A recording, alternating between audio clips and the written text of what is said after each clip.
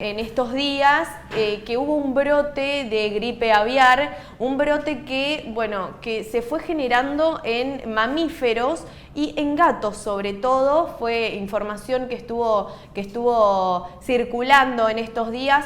Bueno, nosotros tenemos invitados para hablar sobre el tema. Está con nosotros Dolores Serra, ella es médica infectóloga, así que le damos la bienvenida. ¿Cómo estás? Muchas gracias, muy bien. Gracias por invitarme. No, gracias a vos por venir. Bueno, ¿qué está pasando con la gripe aviar y los gatos? Que estamos todos como medios desesperados, ¿no? Porque ya no estamos hablando de aves, sino que estamos hablando de mamíferos y sobre todo de mascotas que conviven con nosotros.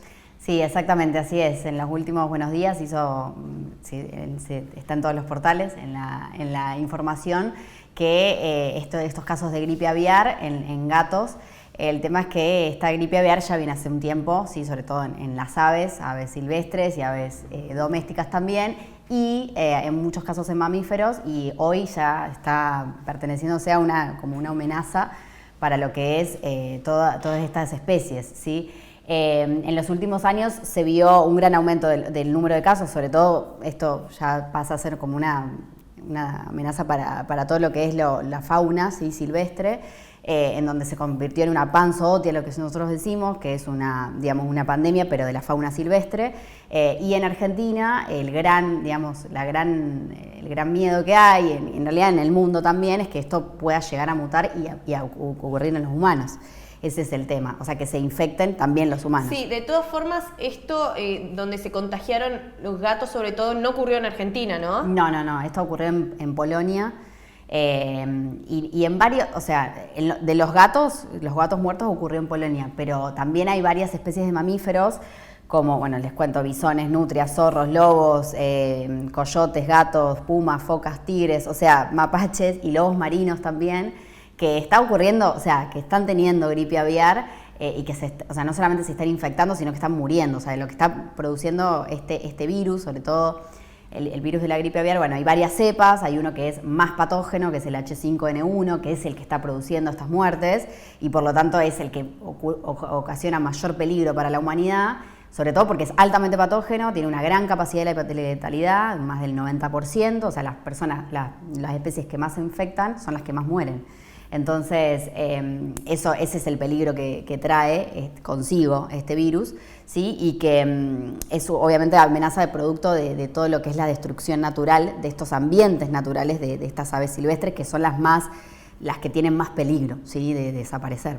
¿Y por qué se da este contagio, que es una gripe que es de aves, es gripe aviar, pero se da en otras especies también? Esto lo que produce generalmente son mutaciones del virus, como te decía. Este virus está hace muchos años existiendo, lo que pasa es que se empiezan a mutar y sobre todo en estas especies que son las altamente, digamos, las más susceptibles. Son estas especies que te digo, son las más susceptibles, las aves silvestres y las aves también de domésticos. ¿Qué es lo que ocurre también con estas aves domésticas? Acá en abril, hasta mediados de abril, el SENASA informó 78 casos que son confirmados positivos de gripe aviar en Argentina. ¿Y qué es lo que pasa? La mayoría de esos casos eran de animales criados en criaderos de gallineros, digamos, o bien en los patios de las casas.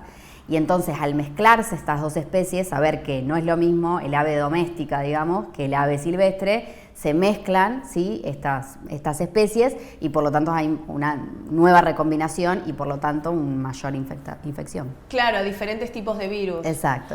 Bueno, eso fue un poco lo que ocurre con el coronavirus también. Claro, ¿no? ¿Y cuánto es el peligro que puede pasar o que puede suceder para que se traslade a humanos? ¿Se puede dar esta situación? ¿Ya hay algún caso sobre esto? Sí, el riesgo de contagio en humanos existe, obviamente sí hay reportados. El 29 de marzo de 2023 en Chile confirmó un caso de H5N1 en una persona y además es la tercera infección humana notificada en América. Entre el año 2003 y 2023 se notificaron 868 casos en todo el mundo, digamos, contagios, con una letalidad del 53%. O sea, esto quiere decir que es una mortalidad alta para lo que es un solo virus, ¿siga? Y se trata de un virus que es altamente patógeno para los humanos. Pero ¿qué es lo que pasa? si bien es patógeno, ocurre en casos aislados por este tema que te decía de las mutaciones. O sea que mientras no mute este virus, ¿sí? No podrá alcanzar la capacidad para ser infectivo al humano. Entonces eso es lo que hay que tratar de mantener y esperemos que siga ocurriendo, pero es la gran amenaza que ocurre, o sea, la gran amenaza que existe, que se infecta en los humanos, para evitar esta mutación que puede ocurrir, lamentablemente. Sí, ya sabemos que puede pasar. ¿Cómo se evita? Primero tenés que ver cómo se infecta o sea, cómo se llega a infectar el humano. Las personas pueden adquirir la enfermedad contagiándose a través de aves silvestres o aves domésticas que estén infectadas, ¿sí? Y por eso el contacto directo con estas especies, sobre todo esas personas que trabajan con estas aves, tanto domésticas como de las silvestres, tienen que tener mucho cuidado porque se contagia a través de las secreciones, ¿sí? De las secreciones que pueden ingresar por boca, por nariz o por los ojos también, por el contacto directo o bien por tener contacto con el entorno contaminado de ese ave. Y por eso es que el SENASA y toda la Organización Mundial de la Salud, o sea, cuando aparece un caso con un ave muerta o con un entorno contaminado con una ave infectada, claramente hay que notificarlo enseguida, ¿sí? Es muy importante esto. Llamar a la notificación para que se registre, se estudie ese caso y por qué falleció esa ave, ¿sí? Claro. La especie que tiene. ¿Y puede ocurrir que los humanos también fallecen a causa de esto? Sí, esto era lo que te comentaba. Pero, como les digo, ocurrieron casos con una tasa de mortalidad de 53%, o sea, hubo casos de muertes, pero es un virus que puede tener el humano, pero no está ocurriendo usualmente, ¿sí? Pero en realidad mi pregunta iba, ¿los humanos se pueden curar o es como las aves, ponele que no tienen cura? Es una gran pregunta esa, porque primero tiene que ocurrir este caso que te digo, la mutación. Claro. ¿Me entendés? Tiene una alta tasa de mortalidad. ¿Qué te está queriendo decir? Que lo más probable es que la persona fallezca, pero por eso te digo que hay que ver, ¿sí? Hay que ver el tema de las mutaciones, las recombinaciones, hay que estudiarlo y todavía no ha ocurrido. Pero ¿qué es el riesgo el potencial que está ocurriendo en esta infección? Es que uno de los huéspedes intermediarios que puede ocurrir en esta cadena, a través del ave silvestre, cómo llega al hombre, es a través del cerdo. El cerdo tiene la capacidad de poder generar en el virus una mutación, recombinación y nuevas formulaciones de estos virus. Entonces, mientras más virus haya, y el cerdo tener contacto, ¿sí? con los hombres, es más fácil que se pueda contagiar. Acá nos llega un mensaje que dicen, ¿cómo empiezan los síntomas? Porque yo tuve mis gatos con estornudos y mocos, nos dicen. ¿En los animales? Sí. Sí, o sea, no quiere decir que todo, o sea, a la Argentina todavía, como les digo, no se han reportado casos. Claro, ¿sí? Los casos de gatos que estuvimos hablando recién y que es lo que está circulando en muchos medios, se dieron en Polonia. Todavía en Argentina no se dio ningún caso que tenga que ver con gripe aviar en gatos, sobre todo. Y, como les digo, la mayoría fueron ya hallados muertos. O sea, eran gatos que ya se encontraron muertos, no es que tuvieron síntomas y todo. Pero lo que pasa es que pueden tener secreciones, sí, pueden tener secreciones, pero en ellos claramente los síntomas a veces, como les digo, no son tan notorios. O sea, no es que... se encontraron muertos particularmente. Y ni hablar en los lobos, o sea, en los otros animales que les comentaba, los lobos, los zorros, los coyotes, los bisones, o sea, ahí no vamos a saber exactamente. O sea, lo que genera esto es que son animales que, como se encuentran muertos, ahí se estudian y se estudia la recombinación genética, se estudia el material que tenía, el virus y todo. Y ahí es donde se hacen estos estudios. Pero, como les digo, en Argentina todavía, digamos, casos reportados, 100 especies, ¿sí? Sobre todo de las aves que les cuento, y el mayor peligro en realidad en donde hoy se ve es en el sector productivo, porque ¿qué es lo que ocurre? Un brote en granjas comerciales implica que se deban sacrificar muchos de estos animales, ¿sí? Que se producen allí, y por lo tanto es el tema de las consecuencias negativas para la economía.